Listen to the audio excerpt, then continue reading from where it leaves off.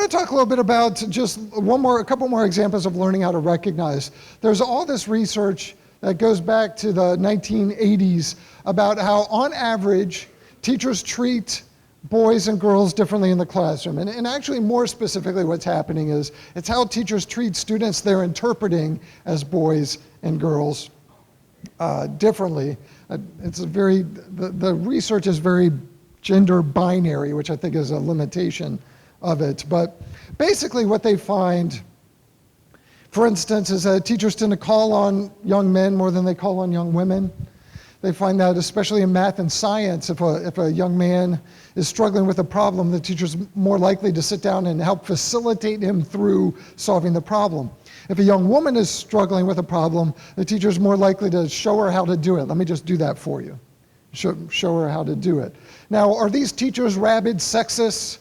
Are these teachers meeting in an office somewhere saying, how can we stick it to the young women today? No, this is you and I. This is me. This is us doing this just based on our socialization. There's this other example about how teachers compliment students differently based on perceived gender. And basically what it shows is that on average, when teachers compliment students that are interpreting as boys or young men, they're most likely to compliment them based on their intelligence or ability.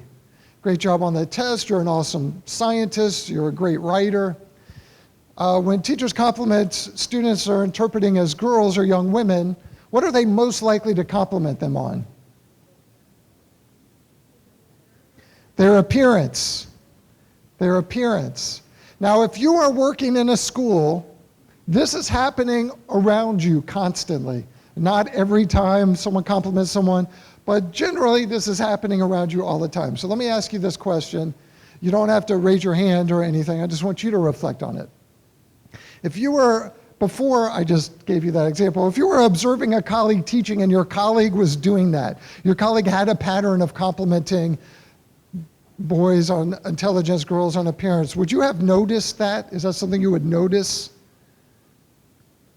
Okay, now I want to give you another question to reflect on, which is, have you noticed it? Because a lot of people would say, because of self-perception, of course I would notice that, even though they had never actually noticed it. So if you haven't noticed it, what that means is you would not have noticed it. Right? So we got to actually learn how to notice it. Some people would notice it because they think about those issues and they're tied into those issues.